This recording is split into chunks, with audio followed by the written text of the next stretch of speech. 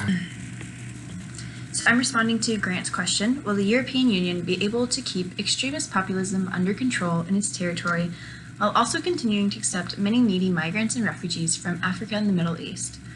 My answer is if they continue the way they are now, that they will not be able to. As you can see on page 4 of the article that Grant referenced, the Italian referendum on the 4th of December was a vote in favor of anti-European parties and their populist leaders who promised to end the migration crisis once and for all without the European Union.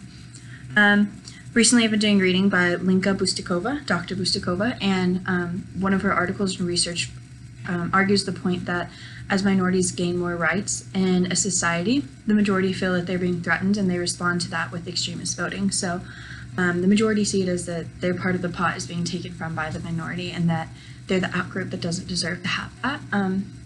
So for governments to successfully protect minorities, they have to create institutions despite the will of the majority. That way they are taking an undemocratic approach to creating a safe and equal environment for all citizens.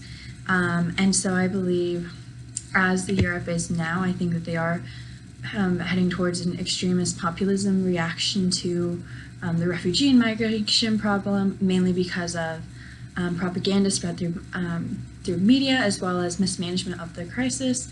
And pretty much they have to figure out what to do with all these people. And I believe that they have places and jobs in countries that need them that have declining birth rates, but at the same time, they need to understand how they can fit in and work as a team as a society rather than as opponents. So right now, you see countries such as Hungary and Poland where Poland had a man just burn himself because he was protesting racism that's happening, and part of that has to do with refugees. So unless there's a change in the system, I think that there's going to be a lot of problems ahead.